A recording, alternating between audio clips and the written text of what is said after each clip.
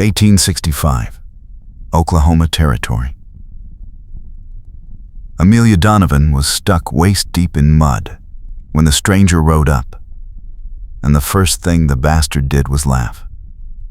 She'd been trying to cross the creek on foot, misjudged where the bank gave way to sucking spring mud, and now she was trapped like a fool while her skirts pulled her down and the cold seeped into her bones. The sound of hoofbeats had given her hope for maybe 3 seconds before she heard that low, rumbling chuckle. "Well now," the man said, reining in his black horse. "That's quite a predicament you've gotten yourself into, man." Amelia glared up at him through the strands of chestnut hair that had escaped her bun. He was tall in the saddle, broad-shouldered, with dark wavy hair visible under his black cowboy hat, and eyes the color of steel that glinted with amusement. A gun belt sat low on his hips, and everything about him screamed danger. Everything except that infuriating smirk. "Are you going to help me or just sit there grinning like an idiot?" she snapped. His smile widened. "I'm considering my options. I could shoot you." "With what? The rifle currently lying 10 feet away on dry ground?" He nodded toward where her father's old Winchester had fallen when she'd started sinking. Amelia felt heat flood her face that had nothing to do with exertion. She hated being helpless, hated needing anyone. 6 months since Thomas died, 6 months of running this ranch alone, and now some stranger was going to watch her drown in mud while laughing about it. "Please," she said, hating how the word tasted. "I need help." Something shifted in his expression.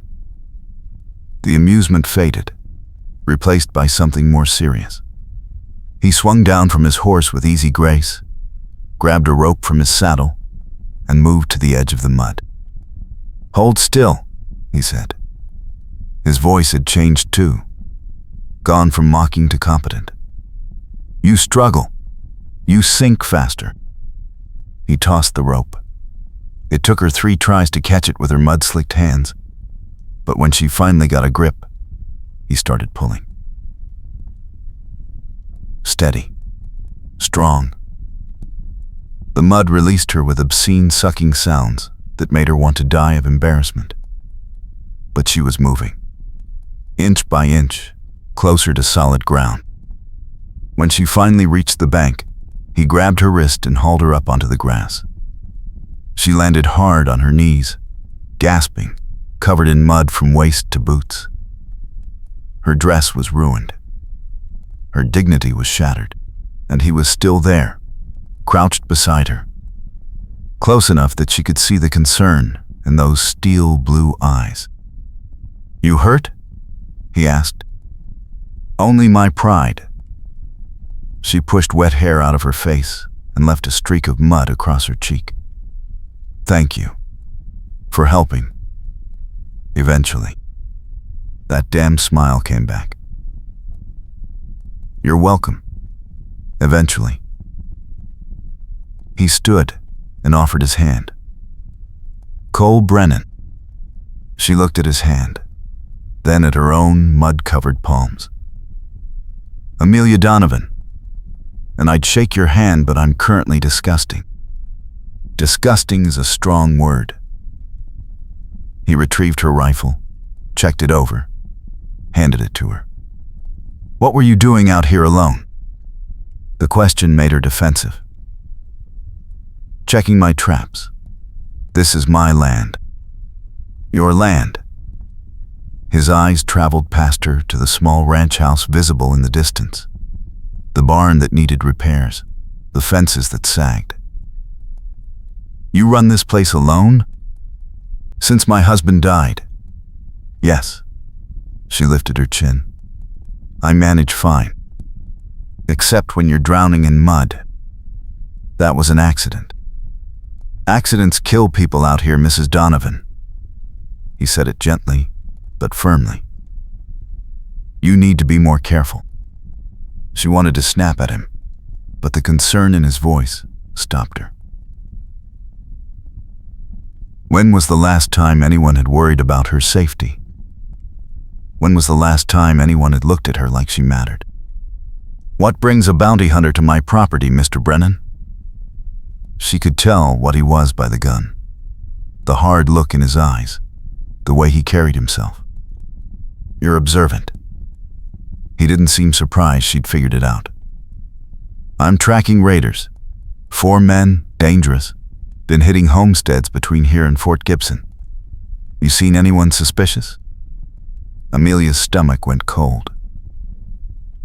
She had seen someone. 3 nights ago, movement near her barn. She'd grabbed her rifle and fired a warning shot. Scared them off. But they'd been looking for something. She knew what.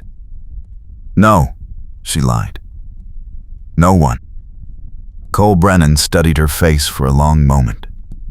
Those steel blue eyes saw too much. "You're a terrible liar, Mrs. Donovan." "I don't know what you mean." "Yes, you do." He stepped closer.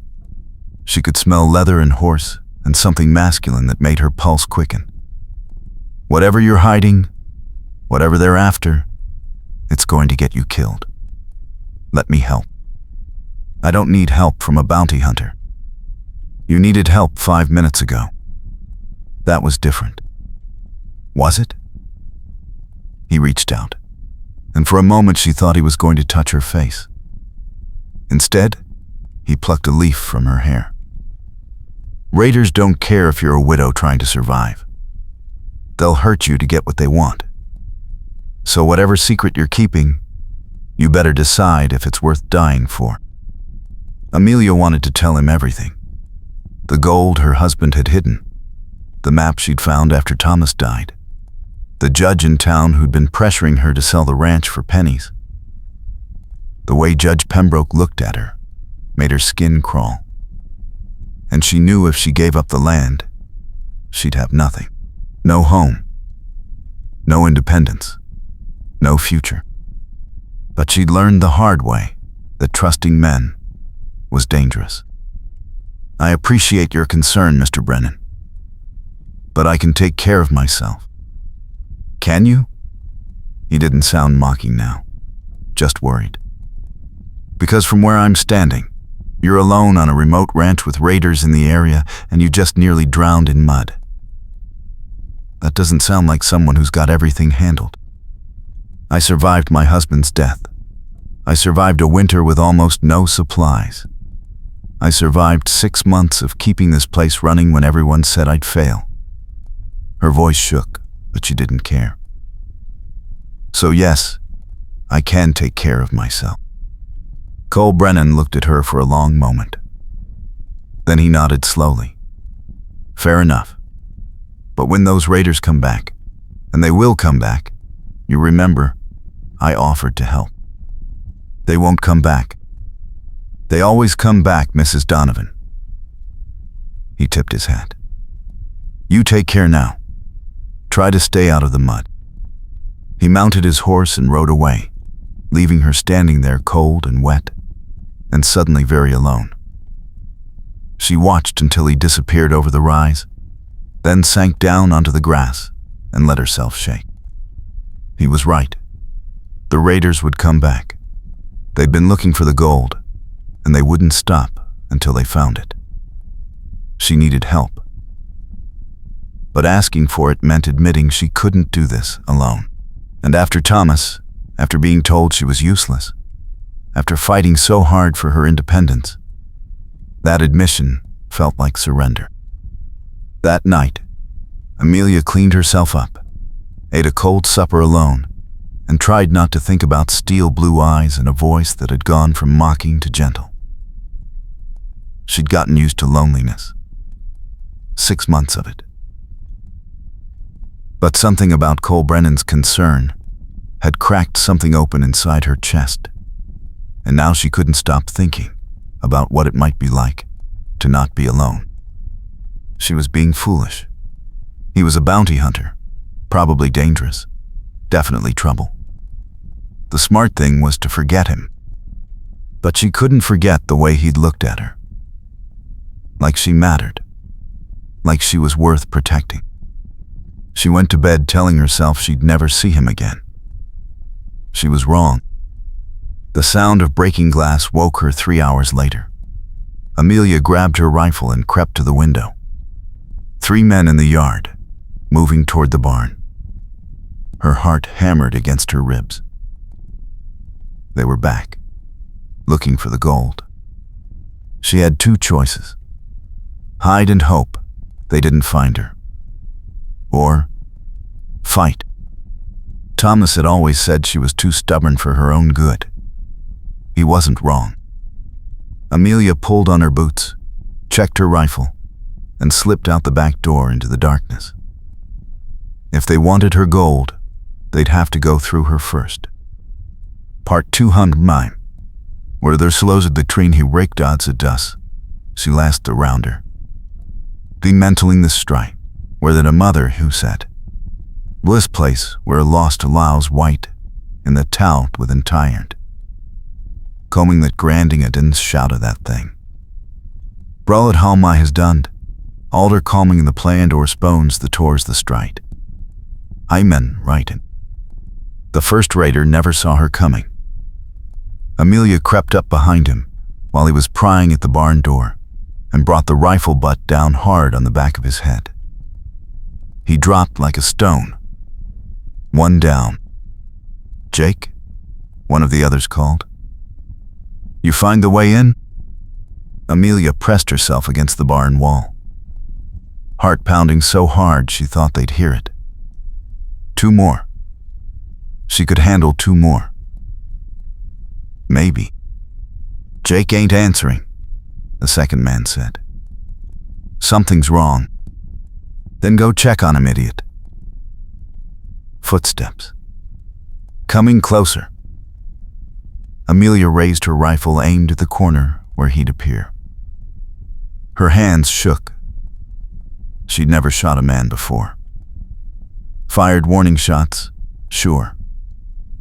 Killed animals for food. But a person? The raider rounded the corner. She saw his face, saw the gun in his hand, saw the moment he spotted her. His eyes went wide. Well, he said slowly. "Pretty little widow playing soldier. That's real cute. Get off my land." Her voice didn't shake. She was proud of that. "Can't do that, sweetheart. We got business here. Now you can make this easy, or you can make it hard. But either way, we're getting what we came for." He took a step forward. "You alone out here? That's dangerous. Anything could happen to a woman all by herself." The threat was clear. Amelia pulled the trigger. The shot went high. On purpose. She wanted to scare him, not kill him. The bullet chipped wood from the barn above his head, and he dove for cover, cursing. Not her best decision. Now he knew she was unwilling to actually shoot him. "You're going to regret that," he snarled. Then a different voice cut through the darkness. Cold.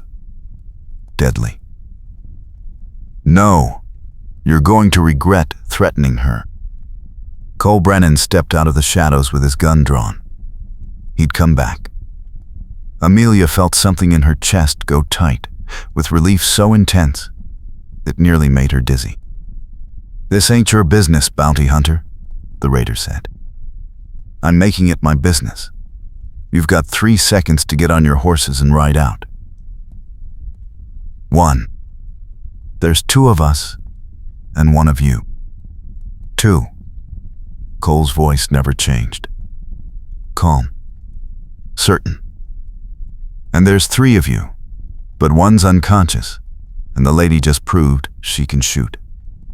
Want to test whether she misses again?" The raider looked at Amelia, at Cole, at his chances. Smart man. He whistled sharply. "We're leaving. But this ain't over." Yeah, it is, Cole said. You come back here, I hunt you down. That's a promise. The two conscious raiders dragged their friend to their horses and rode off into darkness. The second they were gone, Amelia's legs went weak. She leaned against the barn wall, gasping. You all right? Cole was beside her somehow, his hand on her shoulder, steadying her. Fine. I'm fine. She wasn't fine. She was shaking so hard her teeth chattered. What are you doing here? Couldn't shake the feeling you were in trouble. Guess I was right. His hand moved from her shoulder to her face, tilting her chin up so he could see her eyes in the moonlight. You scared me, Mrs. Donovan, coming out here alone to face 3 armed men. That was either brave or stupid. Probably both, she whispered. His thumb brushed her cheek. Just once. The touch sent heat through her that had nothing to do with fear and everything to do with the way he was looking at her. Like she was something precious, something worth protecting. You need to tell me what they're after, he said quietly, because they'll come back with more men.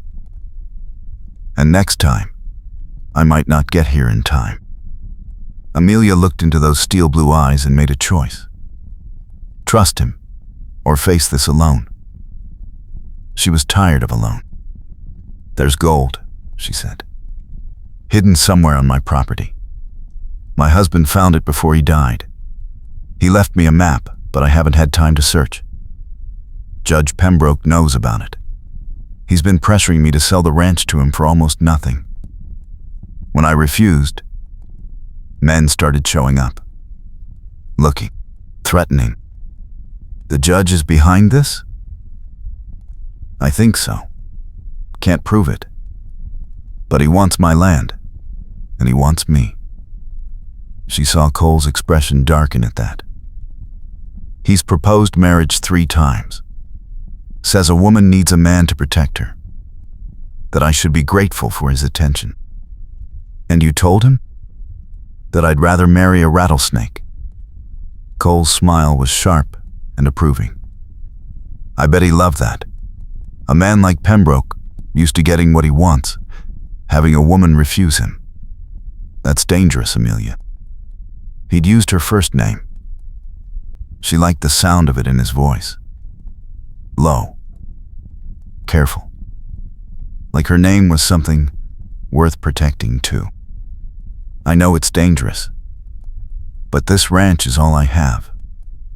If I sell it, I have nothing. No home, no independence. I'd be at the mercy of people like Pembroke. I'd rather die fighting than live like that. You won't die. Cole's voice was hard now. Determined. Not if I'm here to stop it. You can't stay here and protect me forever. You're a bounty hunter. You have jobs. A life. My current job is tracking those raiders. Convenient that they keep coming to you. He lowered his hand from her face but didn't step back. They were standing close enough that she could feel his warmth. As for my life, it's mostly riding alone. Sleeping rough and bringing in criminals. Not exactly something I'd miss. Why do you do it then? The question seemed to surprise him. Someone has to. Law's thin out here. People need protection. Is that what you are? A protector? Trying to be. Something flickered in his eyes. Old pain. Wasn't always. During the war, I did things I'm not proud of. Afterward, I figured I'd spend whatever time I have left trying to balance the scales. Make up for the bad by doing some good. Amelia understood that. Trying to atone. trying to be better than your worst moments. The war was terrible for everyone. You can't carry all that guilt alone, says the woman who's trying to run a ranch alone while fighting off raiders and a corrupt judge. His smile was gentle. Said, "We're quite a pair, aren't we? Two people who think they have to do everything themselves. Maybe that's because everyone we've trusted has let us down. Maybe." He reached up, tucked a strand of her hair behind her ear. The gesture was so tender, it made her throat ache. Or maybe we just haven't found the right people to trust yet. The air between them felt charged, electric. Amelia hadn't been touched gently in so long. Thomas had been a good man, but not an affectionate one. And after he died, no one touched her at all, except for Judge Pembroke's unwanted hands trying to grab her in town. But this, Cole's careful touches, the way he looked at her like she was something valuable, it made her want things she thought were dead inside her. "You should stay here tonight," she heard herself say. "In the barn. It's not much, but it's shelter. And if they come back, I'll be here." He stepped back, putting proper distance between them. "Thank you for the offer and for trusting me with the truth. Thank you for coming back, for caring enough to check on me. Amelia." He said her name like a promise. "I'm going to keep you safe, whatever it takes. I give you my word." She believed him. That was the terrifying part. She actually believed him. That night, she lay in her bed and listened to the sounds of Cole settling into the barn. She should have been afraid, having a strange man so close. Instead, she felt safer than she had in months. Sleep came easier, knowing he was there. Knowing someone cared if she lived or died. Knowing she wasn't completely alone anymore. When morning came, she found him already awake, making coffee over a small fire outside the barn. He'd shaved. His dark hair was damp, like he'd washed in the creek. In the soft dawn light, he looked younger, less dangerous, almost peaceful. "Morning," he said when he saw her. "Hope you don't mind. I helped myself to your well water and found coffee in the barn stores." "I don't mind." She accepted the cup he offered. Their fingers brushed. Neither pulled away quickly. "Sleep well?" "Well enough." "You?" "Better than I have in months." She sat on the porch step. He joined her. Close, but not too close. Proper. "What happens now?"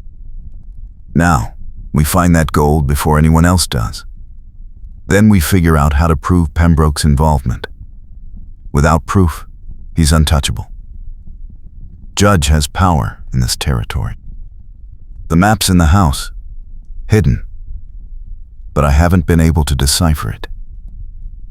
My husband's handwriting was terrible, and he used landmarks that have probably changed in 6 months. Let me see it. 2 heads are better than 1. They spent the morning poring over the map at her kitchen table. Cole's shoulder pressed against hers as they bent over the paper. He smelled like coffee and leather, and something uniquely him. Amelia found it hard to concentrate on faded markings when she was so aware of his warmth beside her. "Here," he said finally, pointing. "This mark. Looks like it could be the old oak by the south fence line. And this 3 paces east. That would put the gold somewhere near your boundary with the Reeves property. That far? Thomas must have been worried about it being found if he hid it that far from the house. Smart man. Kept you safe, even after death." Cole looked at her. "He loved you. In his way." Amelia traced the map with one finger. "He married me, because he needed a wife to prove up his claim. I married him because I needed safety after my father died. It wasn't a love match, but we were comfortable together. Partners. You deserve more than comfortable. The intensity in his voice made her look up. Do I? Yes. He didn't look away. You deserve someone who sees how strong you are, how brave, how beautiful, even when you're covered in mud and spitting mad. Heat flooded her face. Mr. Brennan. Cole. Please. After last night, I think we're past formality. Cole. His name felt intimate on her tongue. You barely know me. I know you're willing to face down armed men to protect what's yours. I know you'd rather die than give up your independence. I know you shoot high because you don't want to kill, even when your life's in danger. I know enough. Amelia didn't know what to say to that. Part of her wanted to kiss him. Part of her wanted to run. All of her wanted to believe that this, whatever this was between them, could be real. We should find the gold, she said instead of any of the things her heart wanted to say. Before someone else does.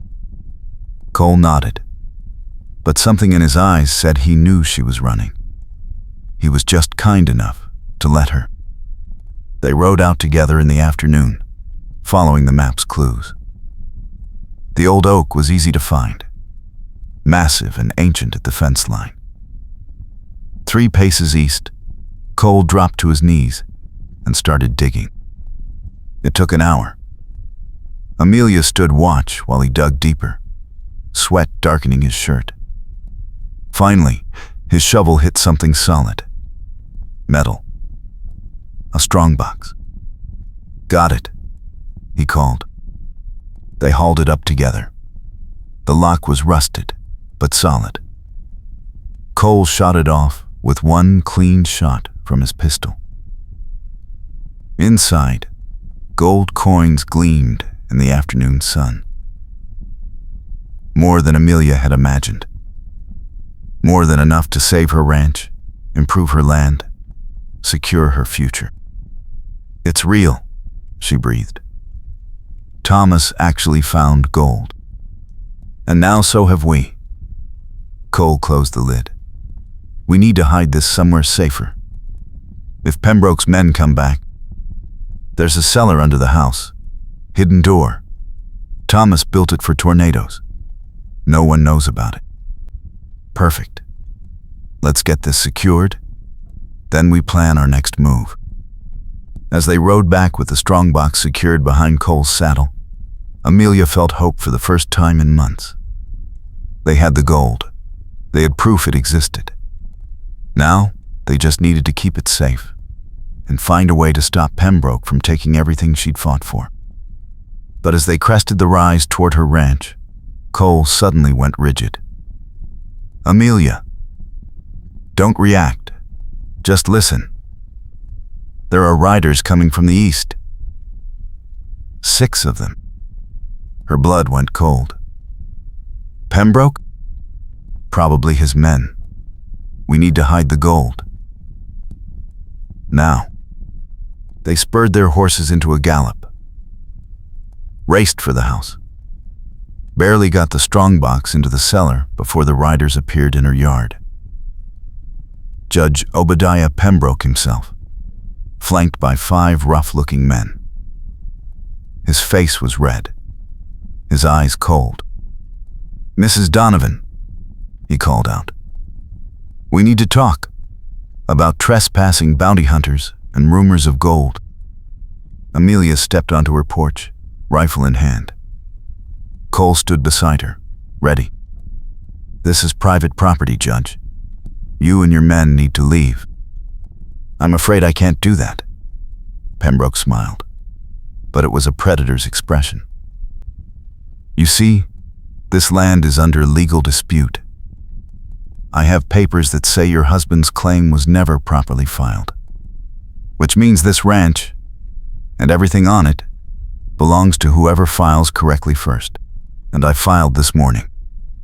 "That's a lie," Amelia said, but her heart sank. Pembroke controlled the land office. He could forge whatever documents he wanted. The law says otherwise. So you have two choices, my dear. Marry me and keep your home, or leave with nothing. His eyes traveled over her in a way that made her skin crawl. "I'm being generous. Most men wouldn't offer marriage to a woman in your position." "And what position is that?" Cole's voice was deadly quiet. "Alone. Unprotected. Vulnerable." Pembroke's gaze shifted to Cole. "Though I see you found some company. Bounty hunter, isn't it? Here for the reward on those raiders, I assume? Here to protect Mrs. Donovan from men who threaten her." "Threaten?" Pembroke laughed. "I'm offering her security, safety, a husband's protection. What are you offering? A few nights of rutting before you ride off to your next job?" Amelia felt Cole tense beside her. "Judge Pembroke, I suggest you leave now before you say something you regret." "Regret?" The judge's smile widened. "The only regret here will be yours, Mrs. Donovan, when you realize you've thrown away your last chance. You have 3 days to accept my proposal. After that, the sheriff will come to evict you. And your bounty hunter friend won't be able to stop it. The law is on my side." He tipped his hat in a mockery of courtesy and rode off with his men, leaving Amelia and Cole standing on the porch in the settling dust. "He can't do this," Amelia said, but her voice shook. "Can he?" Cole's jaw was tight.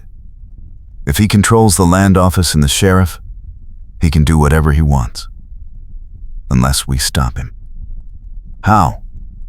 "The gold doesn't matter if he can just take my land legally.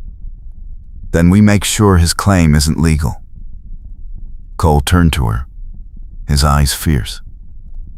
"There's always a way to beat men like Pembroke. We just have to find it." "In 3 days?"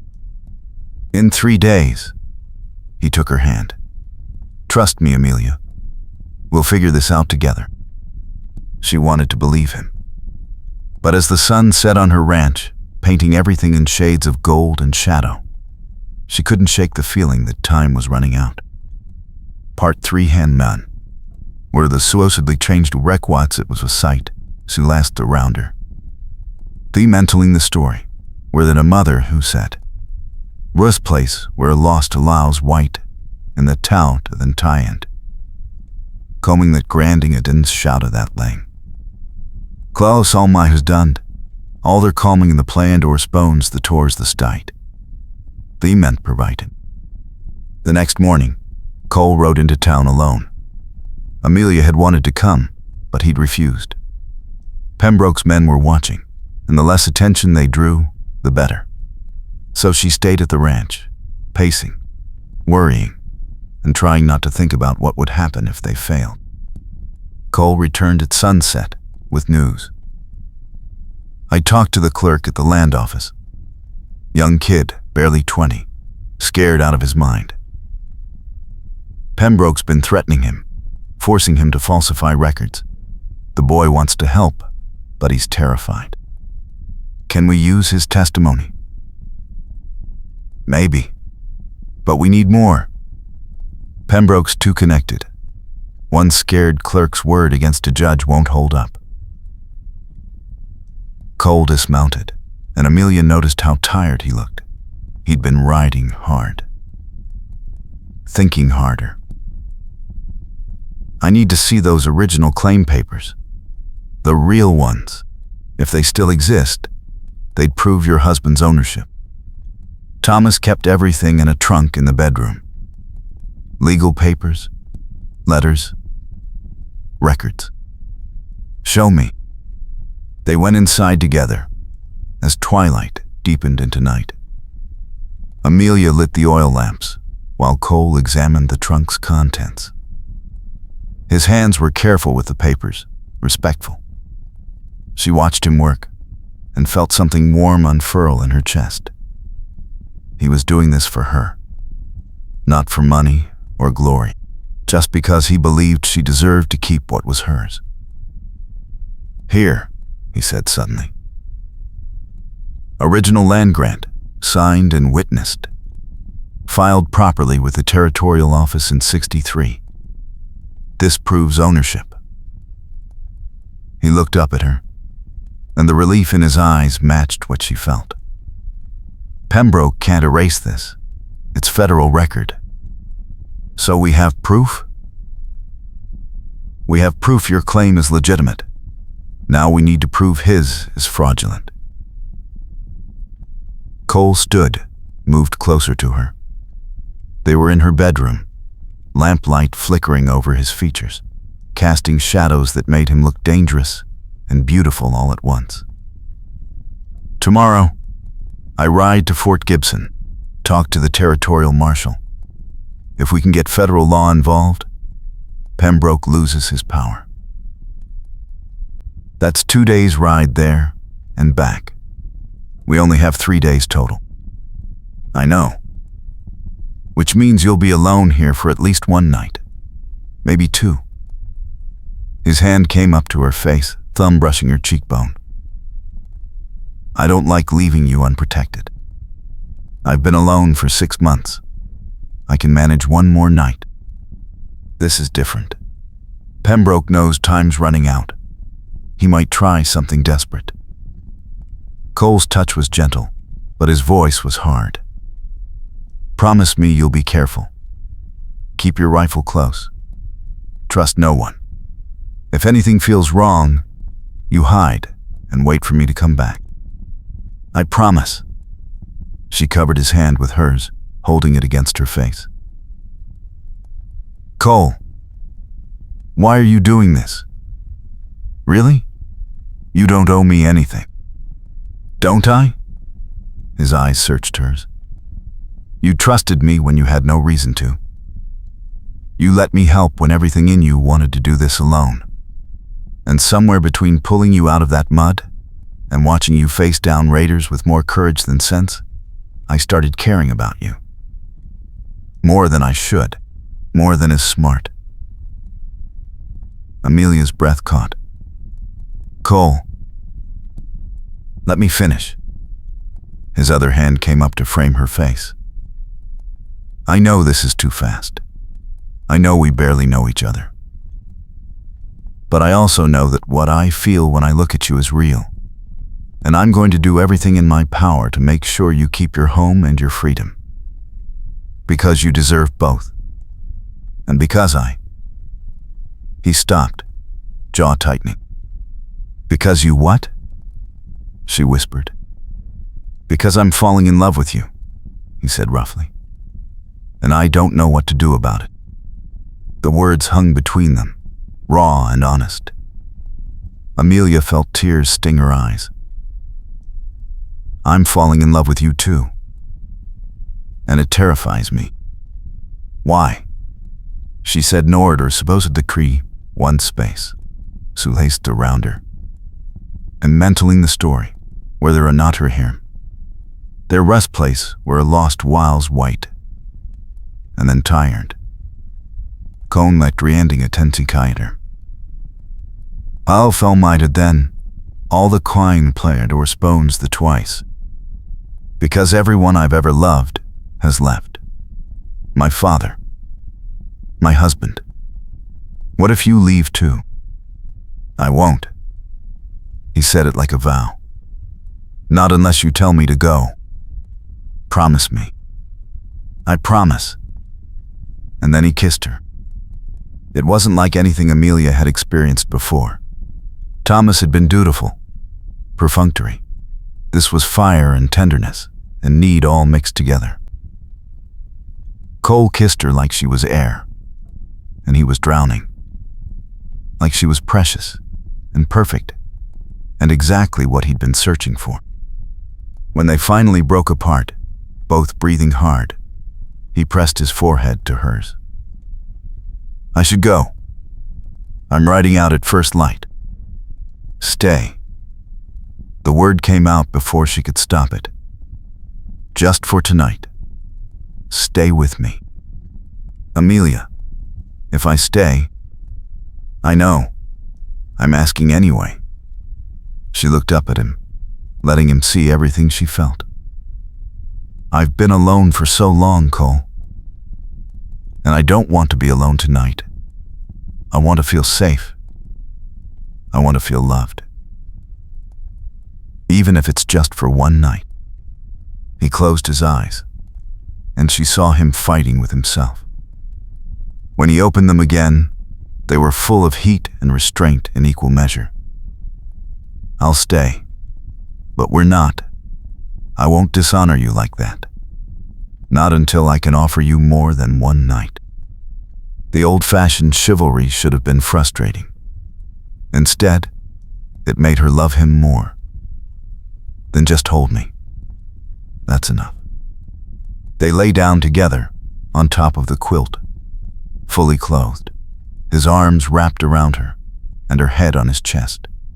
She could hear his heartbeat, strong and steady. Feel the rise and fall of his breathing. He was warm and solid and real, and for the first time since Thomas died, she didn't feel alone. "Tell me about yourself," she whispered into the darkness. "Where you're from, who you were before the war." "Indiana farm boy," he said, his voice rumbling under her ear. "Third of 5 sons. My pa wanted me to stay and work the land, but I wanted adventure. Joined up in '62, thought I was going to be a hero." His arms tightened around her. "War burned that foolishness right out of me. Learned real fast there's nothing heroic about killing. But you kept fighting. Had to. By then it was about survival. About protecting the men in my unit. About trying to make the dying mean something." He was quiet for a moment. "After Appomattox, I couldn't go home. Couldn't pretend to be that farm boy anymore. So I drifted west, took up bounty hunting, because at least then the people I tracked deserved what was coming to them." "Do they? Always deserve it?" "The ones I hunt do. I'm careful about that. Only take jobs where I know the man's guilty, where justice needs serving." He stroked her hair, the gesture soothing. "What about you? How did a woman like you end up out here?" "My father was a dreamer, always chasing the next opportunity. We moved from Kentucky to Missouri to Kansas, and finally here. He died of fever the winter after we arrived. Thomas helped me bury him, offered to marry me so I wouldn't be alone." She traced patterns on Cole's chest. "I said yes because I was scared and practical. We were partners, like I said. It wasn't love, but it was companionship. When he died, I thought about leaving, going back east. But this place, even with all its hardships, it's mine. I've fought too hard for it to give up now." "You shouldn't have to give up. Not for Pembroke or anyone else." Cole's hand found hers, laced their fingers together. "We're going to win this, Amelia, I swear it." She wanted to believe him. Lying there in his arms, feeling safe and cherished, and maybe even loved, she almost could. They talked until late, sharing stories and secrets and dreams. Cole told her about his brothers, about the farm he'd left behind, about how he'd always wanted to find a place to call home again. Amelia told him about her mother who died when she was young, about teaching herself to read from her father's books, about the garden she wanted to plant if she could keep the ranch. Somewhere in the darkness, between words and silence, they both fell asleep. Amelia woke at dawn to find Cole already up, standing by the window and looking out at the pre-dawn light. He'd put his gun belt back on, ready to leave. "I have to go," he said when he saw her watching. "Every minute counts now." "I know." She got up, smoothed her wrinkled dress, tried not to think about how empty the bed would feel without him. "Ride fast. Come back safe." He crossed to her, pulled her into his arms one more time. 2 days. Maybe less, if I push hard.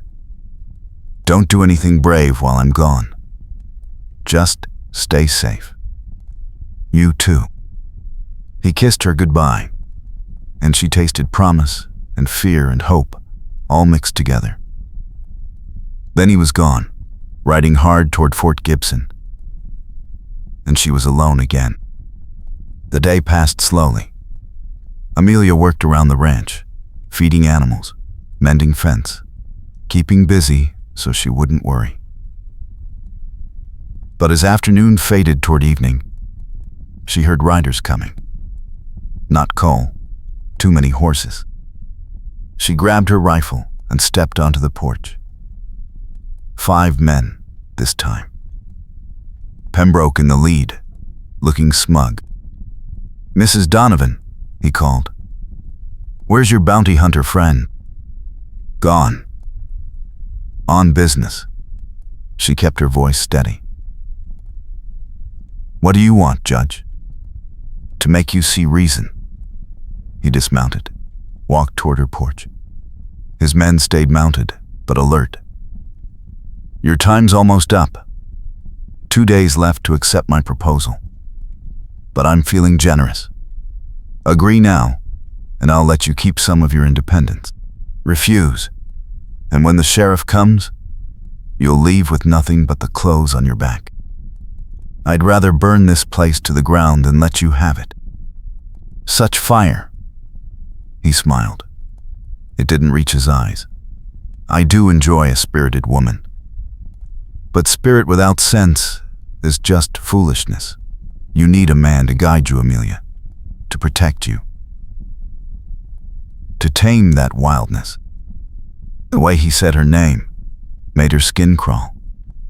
"Get off my property." "It's not your property. Not anymore. The papers say so." He took another step. "But it could be. Marry me. Give me what I want, and you can stay." "I'll never marry you." "Then you'll lose everything." His voice went cold. "And when that bounty hunter comes back, if he comes back, there won't be anything here for him to save. You'll be gone. Maybe hurt, maybe worse. Accidents happen to stubborn women." The threat was clear. Amelia raised her rifle. "Leave. Now. Before I shoot you for trespassing." Pembroke laughed. "You won't shoot me. You didn't shoot those raiders.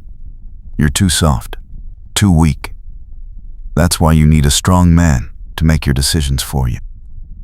He was right about one thing. She hadn't shot the raiders. But she was done being afraid. Done letting men like him intimidate her. "You're right," she said quietly. "I didn't shoot them, but I'll shoot you." She lowered the rifle and fired. The bullet hit the dirt inches from his boot. He jumped back, face going red with rage. "You'll regret that. Maybe. But you'll leave now, or the next shot won't miss." For a long moment, they stared at each other. Then Pembroke mounted his horse, jerked the reins. 2 days, Mrs. Donovan. Then the law comes for you. And there won't be anything your bounty hunter or anyone else can do to stop it." He rode off with his men. Amelia stood on her porch, shaking, until they disappeared.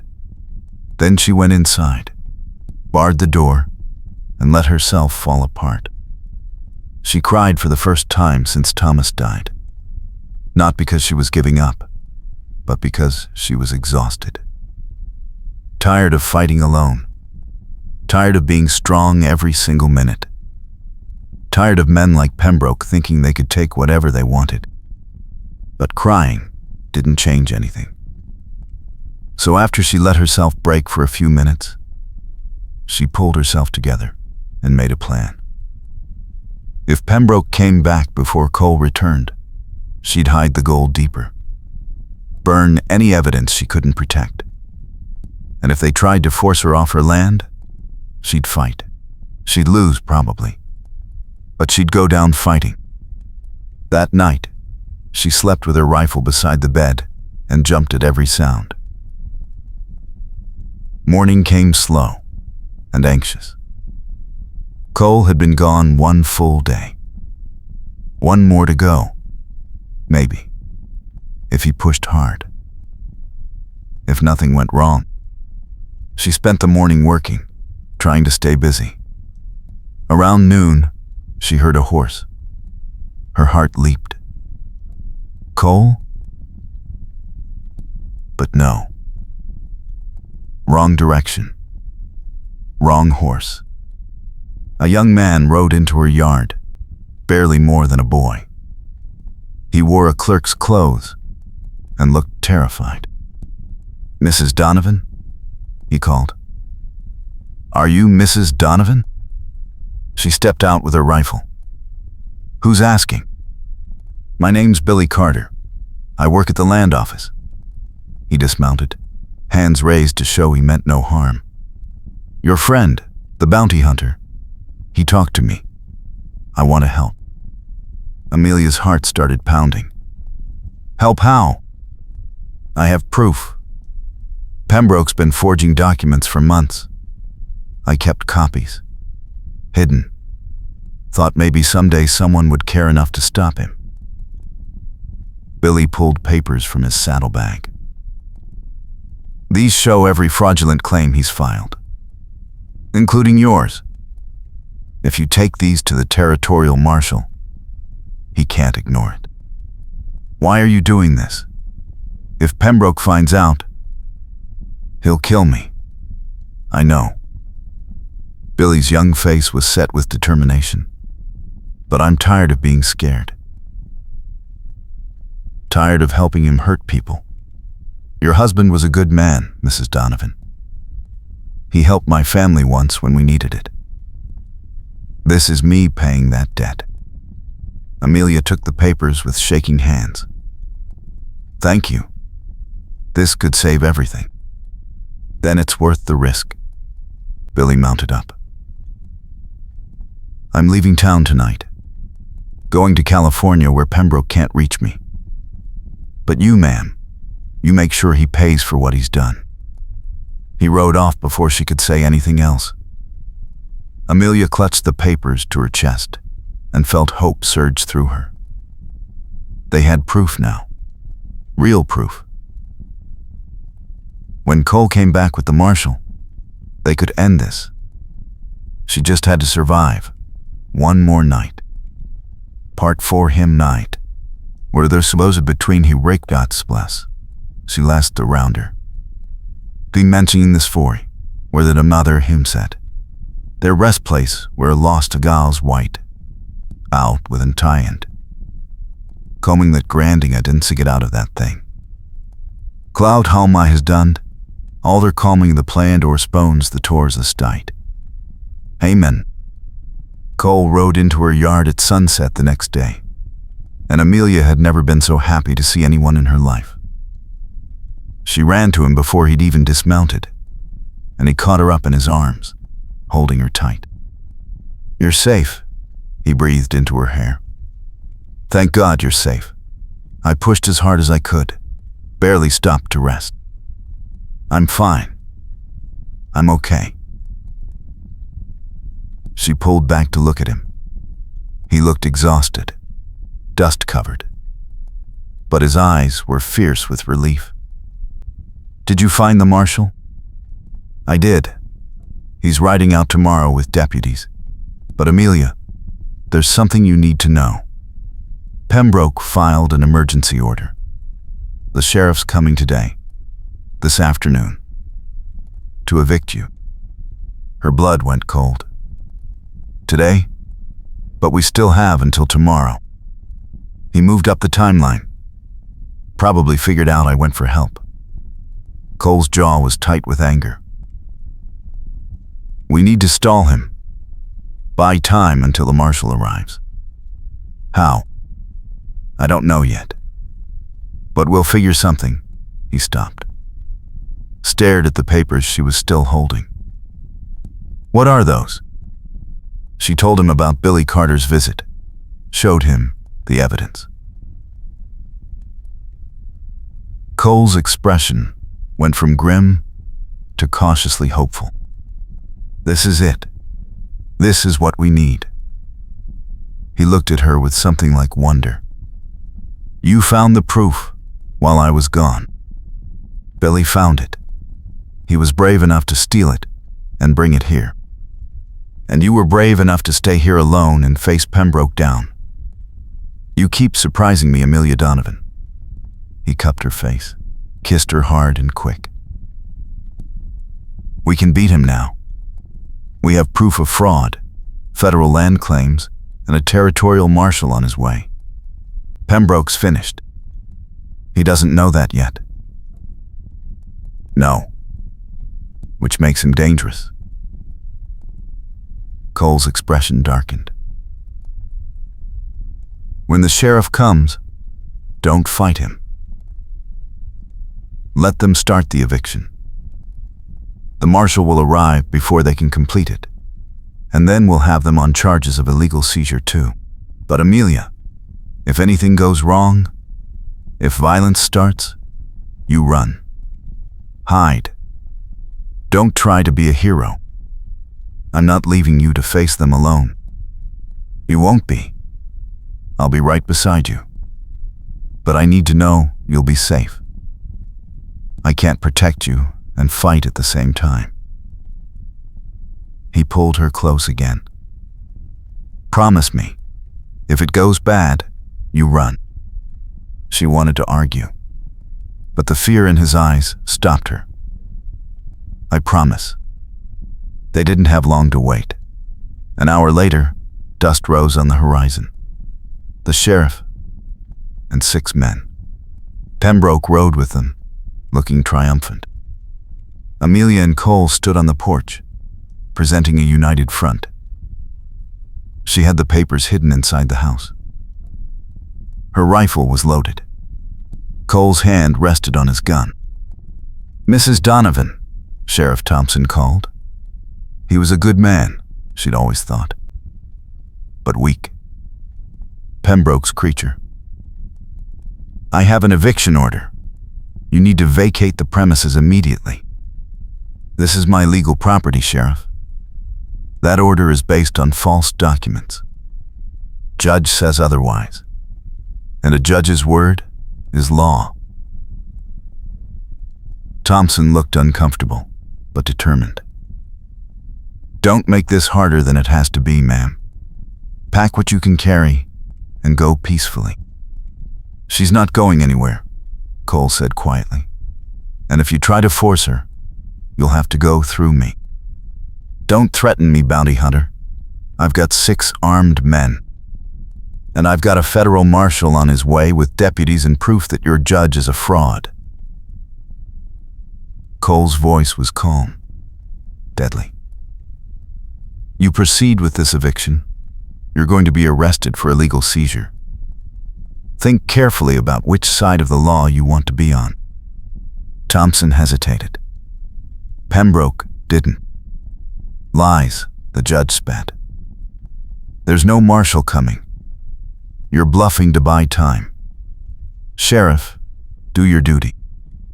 Marshal Davidson left Fort Gibson yesterday morning, Cole said. Should be here in the next few hours. Maybe sooner if he pushed hard. So you have a choice. Wait for him to arrive and sort this out legally, or proceed illegally and face federal charges. For a long moment, nobody moved. Then Thompson said slowly, "Maybe we should wait. If there's a marshal coming, we can let him handle it." "That wasn't the agreement," Pembroke snarled. "I paid you to execute this order today." The admission hung in the air. Thompson's face went white. "You said this was legal." "It is legal. I'm a judge. What I say is law in this territory." "Not anymore," Cole said. "You just admitted to bribing a sheriff in front of witnesses. That's a federal crime, Your Honor."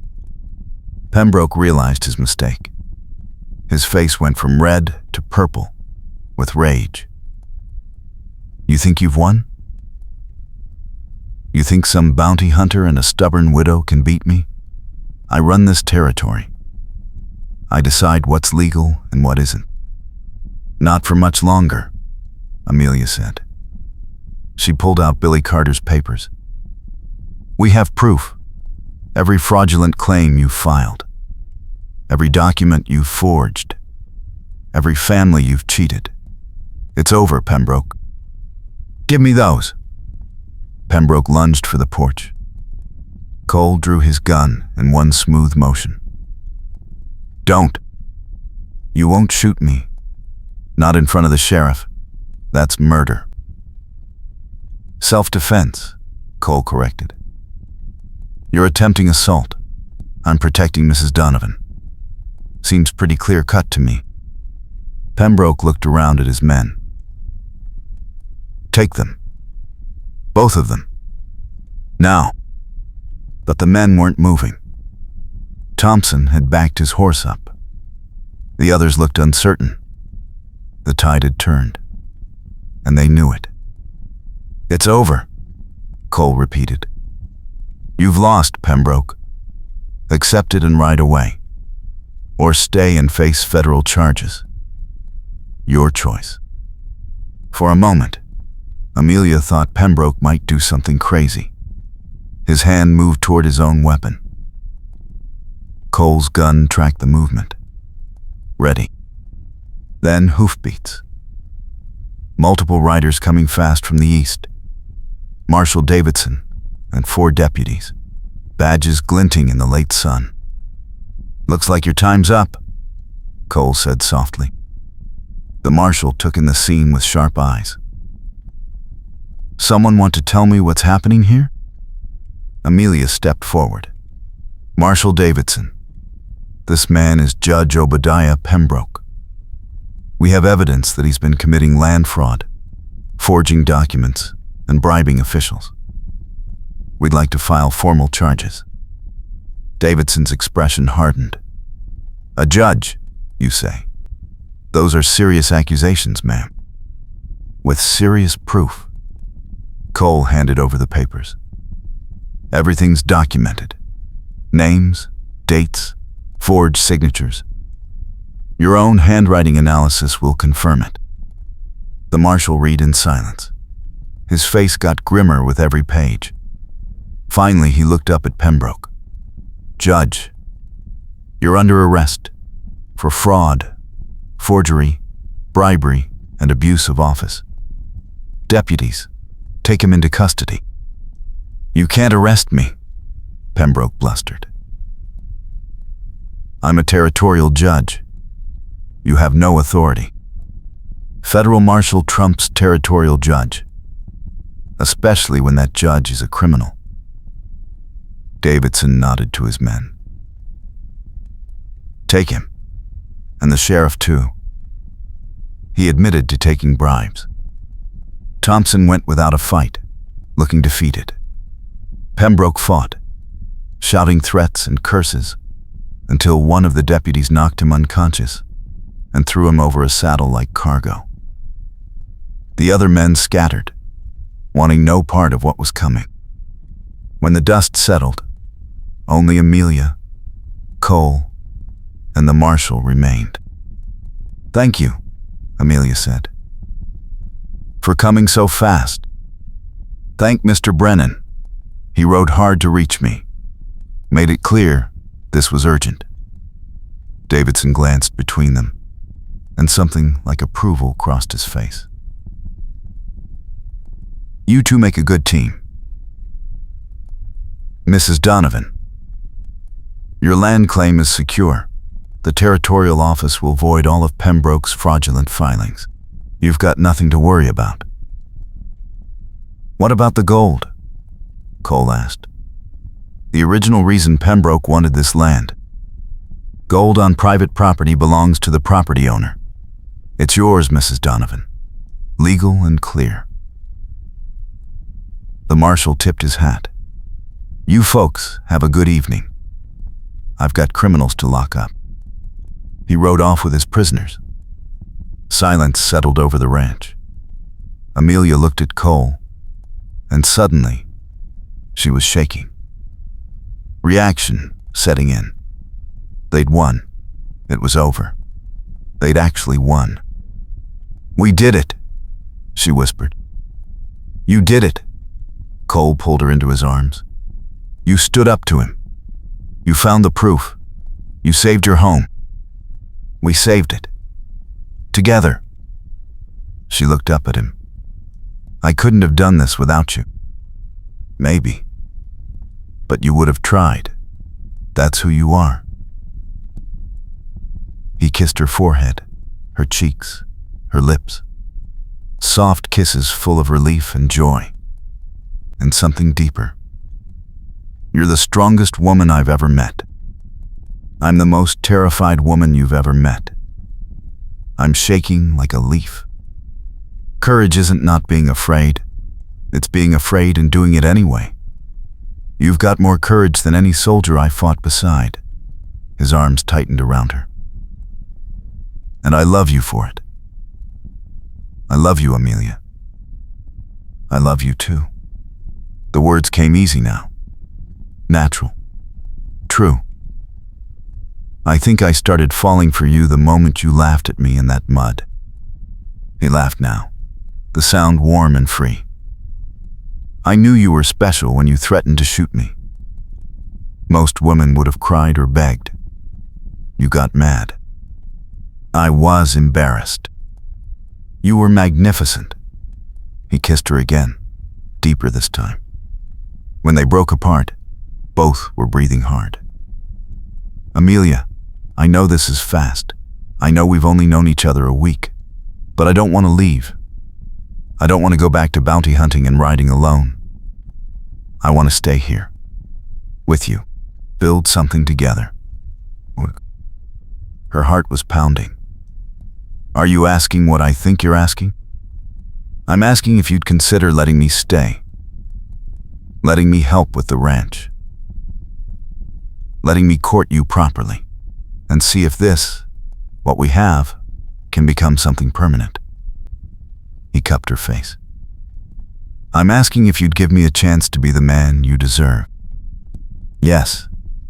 She didn't need to think about it. Didn't need time.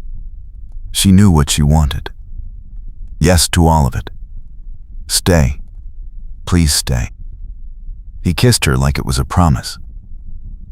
Like it was forever. And Amelia kissed him back, with all the love and hope and fierce joy that filled her chest. Part 5 in Mines, where there's supposed the train he Requats bless, Celeste around her. Be mentally the story, where that another who said, Bliss place where lost Lyle's white, and Tal and tie-end. Combing that granding I didn't sit out of that thing. Close all-minded then, alder calming the planned or spose the tours the strite. Amen. The next few days passed in a blur of settling legal matters and making plans. The Territorial Office confirmed Amelia's ownership. The gold was officially hers. Pembroke and Thompson were locked up awaiting trial, and Cole moved his things from the barn into the house, into her life, into her heart, completely. They worked together on the ranch, falling into an easy partnership. Cole repaired the fences that had been sagging. Amelia planted the garden she'd been dreaming of. In the evenings, they sat on the porch and talked about the future, about what they'd build together, about the life they were creating. 3 weeks after Pembroke's arrest, on a warm spring evening with fireflies dancing in the twilight, Cole took her hand and led her out past the barn to the old oak tree where they'd found the gold. "This place," he said, "this is where we found our future. Seemed right to come back here for this." He dropped to one knee, and Amelia's breath caught. "I don't have a ring yet. I'll get you one. The prettiest one I can find." But I didn't want to wait another day to ask. He looked up at her with those steel blue eyes full of love and certainty. "Amelia Donovan, will you marry me? Will you let me spend the rest of my life loving you and protecting you and being your partner in everything?" "Yes." The word came out on a sob of joy. "Yes, Cole. Yes." He stood and swept her into his arms, kissing her while the sun set fire to the prairie sky, and the future stretched out before them bright and full of promise. They married quietly 2 weeks later in the parlor of her ranch house. Marshall Davidson served as witness, along with Billy Carter, who'd come back from California for the ceremony. The traveling preacher spoke words about love and partnership and building a life together, and when Cole kissed his bride, Amelia felt something settle in her chest. Home. Safety. Love. The weeks that followed were the happiest of Amelia's life. She and Cole worked the ranch together, making improvements, planning for the future.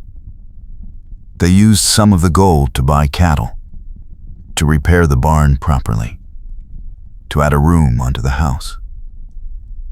The rest they saved, insurance against hard times. But it wasn't the gold that made her happy. It was Cole. The way he looked at her every morning like she was the most beautiful thing he'd ever seen. The way he listened when she talked about her ideas for the ranch. The way he held her at night, making her feel safe and cherished and loved. One evening about a month after the wedding, they sat on the porch watching the sunset paint the sky in shades of pink and gold. Cole had his arm around her, and she leaned into his warmth, content. "Happy?" he asked softly. "More than I ever thought possible." She looked up at him. "You saved me. You know, not just from Pembroke, from loneliness, from thinking I had to be strong every second, from believing I'd never feel this way again. You saved yourself. I just helped a little." He kissed her temple. "But if we're keeping score, you saved me too. Gave me a reason to stop running. Gave me a home, a purpose. Someone to love who loves me back. We saved each other then. That's called partnership, Mrs. Brennan." He smiled when he said her new name. "And I plan on being your partner for the next 50 years or so. If you'll have me that long. 50 years might not be enough." She turned in his arms to kiss him properly. "I might need forever. Forever sounds about right." They sat together as the sun sank below the horizon, and the stars began to appear. Somewhere in the darkness, an owl called. Closer, their horses whinnied softly in the barn. And inside the house, lamps glowed with warm light, waiting for them. This ranch had been Amelia's refuge, her burden, her battleground. Now it was something more.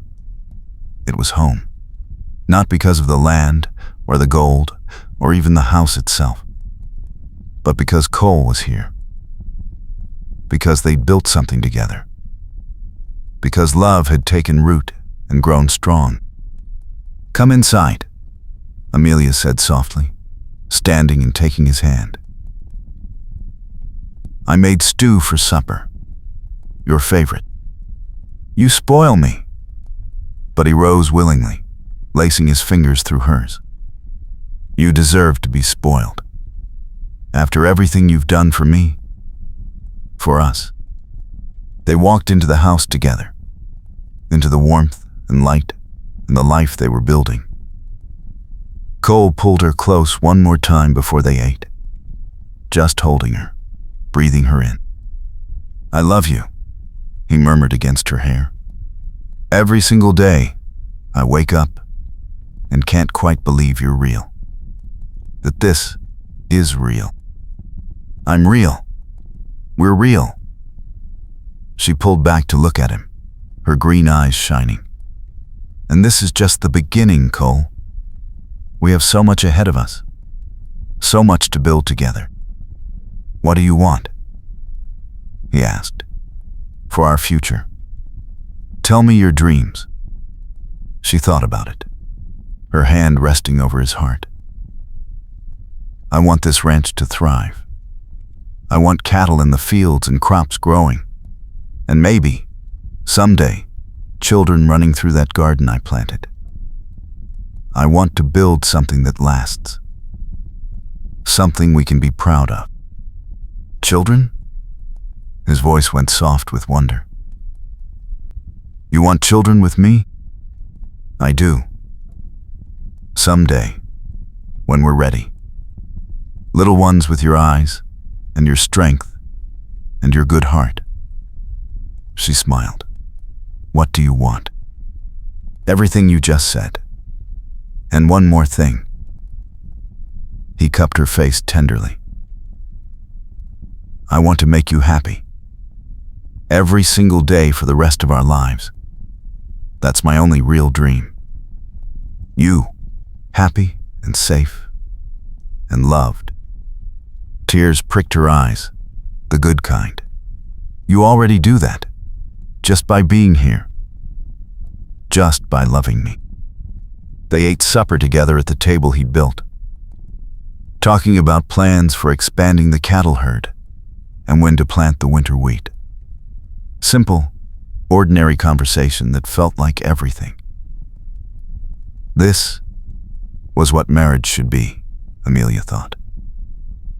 Partnership and respect and genuine affection. Choosing each other. Every day. Over and over. After the dishes were washed and put away, Cole banked the fire, while Amelia blew out the lamps. They moved through the evening routine with easy familiarity, already falling into the rhythms of married life.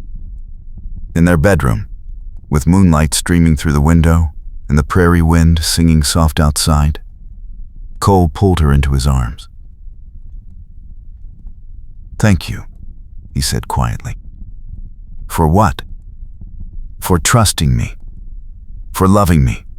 For giving me this." He gestured at the room, the house, everything it represented. "I spent so long thinking I didn't deserve peace, didn't deserve happiness. And then you appeared, stuck in mud and spitting mad, and everything changed." Amelia laughed softly. "That's not exactly how I imagined meeting the love of my life. Covered in mud and completely mortified. It was perfect. You were perfect." He kissed her forehead, her nose, her lips. "Still are." They lay down together, wrapped in each other's arms, and talked quietly until sleep began to pull them under. Outside, the ranch settled into nighttime sounds. Their horses in the barn. Owls hunting. The wind in the grass. All the sounds of home. "Cole?" Amelia whispered when she thought he might already be asleep.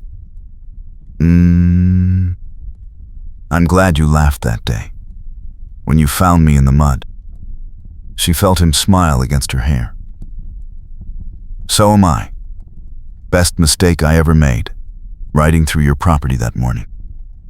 Not a mistake. Fate." "Fate," he agreed. "Or maybe just luck. Either way, I'm grateful." "Me too." Sleep claimed them both, peaceful and dreamless. The kind of sleep that came from knowing you were exactly where you belonged, with exactly who you were meant to be with. Morning came soft and golden. Amelia woke to find Cole already up, standing at the window and looking out at their land. She watched him for a moment. This man who'd ridden into her life and changed everything. Strong and gentle, and hers. "Good morning," she said. He turned, and the smile that lit his face made her heart skip.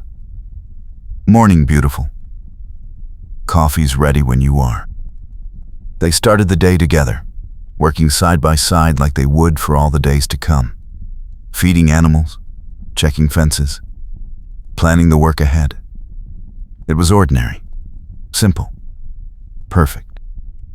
At midday, they took a break and sat together under the old oak tree, sharing water from the same canteen. Cole pulled her close, and she rested her head on his shoulder. "This is what I wanted," she said quietly.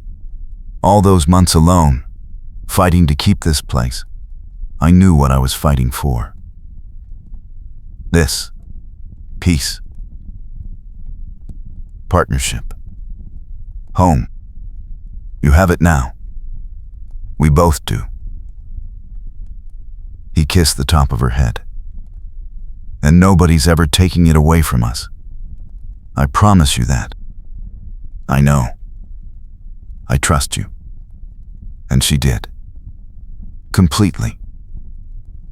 This man who'd pulled her from the mud had also pulled her from loneliness and fear, and into a life filled with love and hope and possibility. They sat together in comfortable silence, watching clouds drift across the bright spring sky. The ranch spread around them, theirs to build and grow and pass on someday. A legacy of love and hard work, and refusing to give up, even when everything seemed impossible. "I should check the north fence," Cole said eventually. "Thought I saw a weak post yesterday. I'll come with you. 2 sets of hands work faster." "Mrs. Brennan, are you saying you don't trust me to fix a fence properly?" His eyes sparkled with teasing. "I'm saying I like spending time with my husband, even if it means fence work." She stood and offered him her hand. "Come on. We'll work together and finish faster. Then maybe we can take the afternoon to ride out to the creek. Have a proper picnic." A picnic. He took her hand and let her pull him up. "You romantic. You.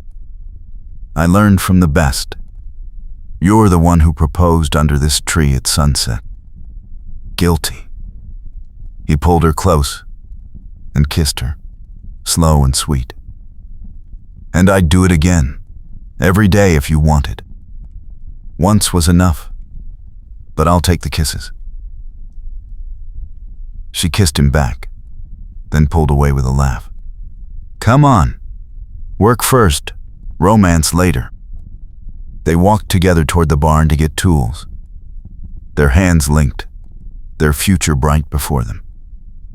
This was what love looked like, Amelia thought. Not grand gestures or dramatic rescues, though they'd had both, but this. Ordinary moments. Shared work. Comfortable silence. Choosing each other. Over and over. In 1,000 small ways. The fence work went quickly with both of them working. Cole pounded new posts while Amelia stretched wire, and they worked in easy sync, anticipating each other's needs without words. Partners, in every sense. When they finished, the sun was high and warm. True to his word, Cole helped her pack a simple lunch, and they rowed out together to the creek where this had all begun. The place where she'd been stuck in mud and he'd laughed, and everything had changed. "Hard to believe it's only been 2 months," Amelia said as they sat on the creek bank, boots off and toes in the cool water. "Feels like I've known you forever. Some people you just recognize, like your soul's been waiting for them." Cole squeezed her hand. "I knew, even that first day, knew you were going to be important to me. Even covered in mud and threatening to shoot you? Especially then," he grinned. "You were fierce and stubborn and absolutely beautiful. Couldn't get you out of my head. Good thing you came back that night, when the raiders came. I couldn't stay away. Something told me you needed help, whether you'd admit it or not." He looked at her seriously. "I'm glad I listened to that feeling. Glad I didn't ride on and leave you to face it alone." "Me too. You saved my life, Cole, in more ways than one. And you gave me a reason to stop running." He lifted her hand to his lips, kissed her knuckles. "We saved each other. That's how it's supposed to work." They ate their lunch in the dappled shade of the cottonwood trees, talking and laughing and stealing kisses. The fear and danger of those early days seemed like a distant memory now. What remained was this: love, trust, partnership. A life they were building together, one day at a time. When the afternoon grew late, they rode back to the ranch together, Cole's arm around her waist as they shared his horse. The sun was beginning its descent, painting everything in shades of gold and amber.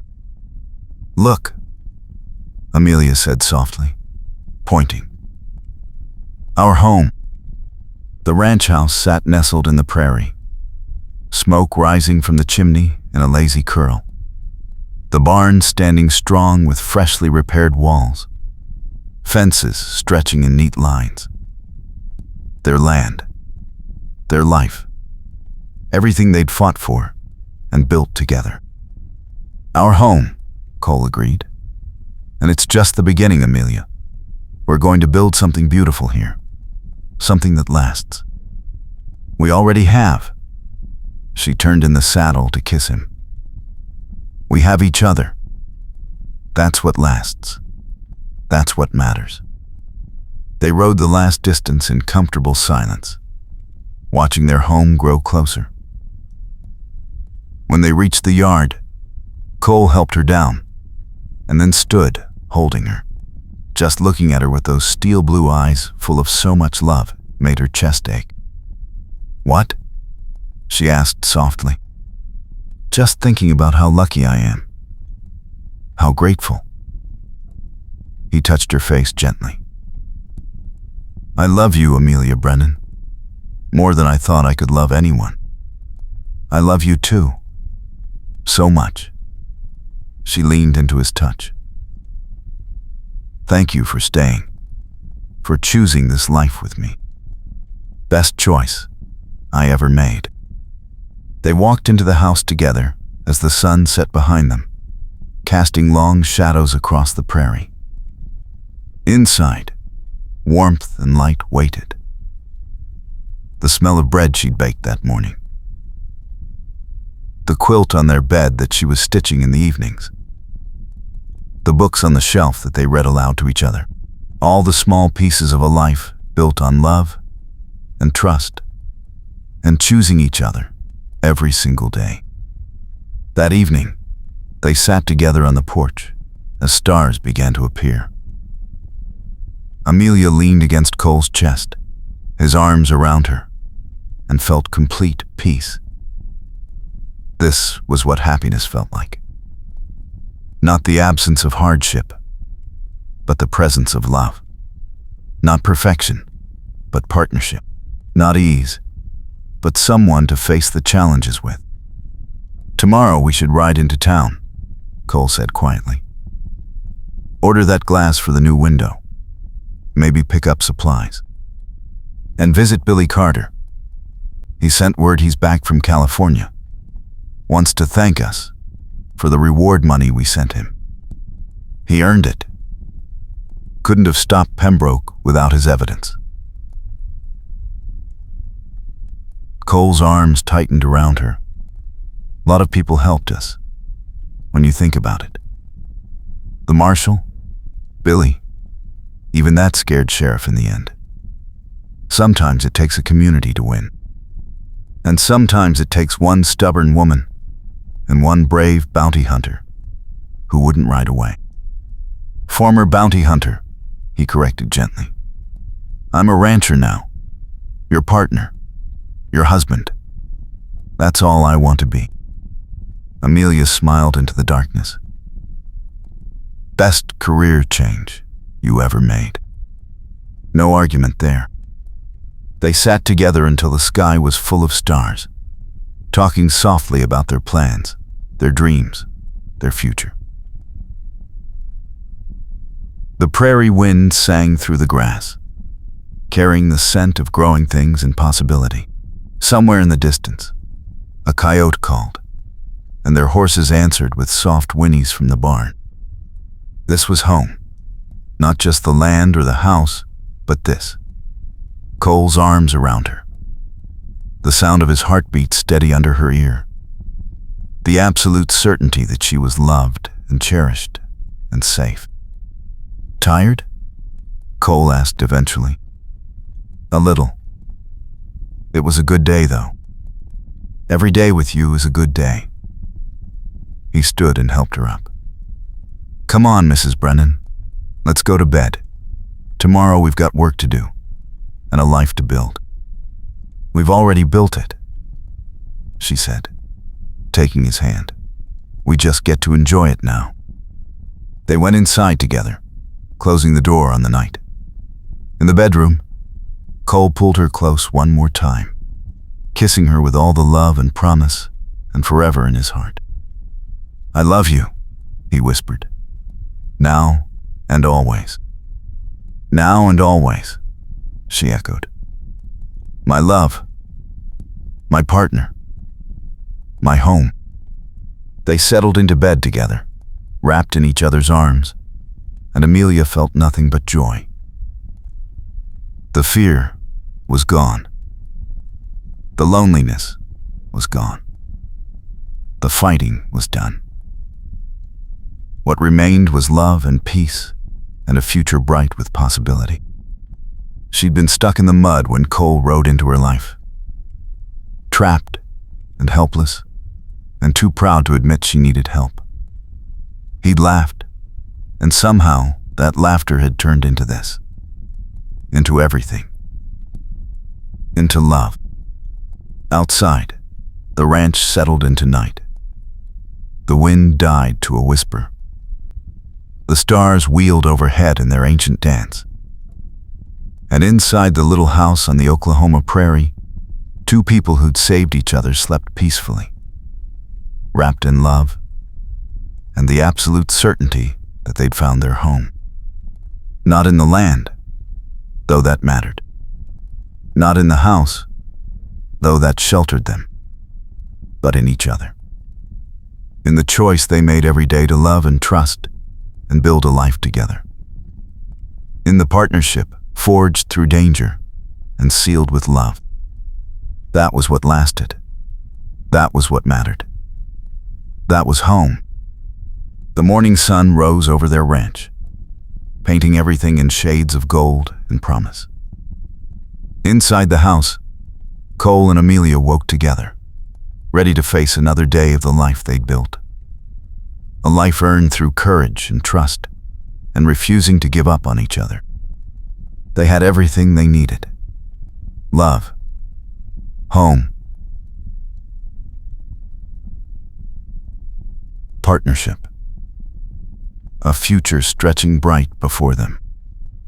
And as they stepped out onto the porch together, hand in hand, watching the sun climb higher over their land, they knew with absolute certainty that this was just the beginning of their forever. Two people who'd met in the most unlikely way, who'd fought together and won together, who'd chosen each other when everything was uncertain and held on tight when the storms came. Now the storms had passed.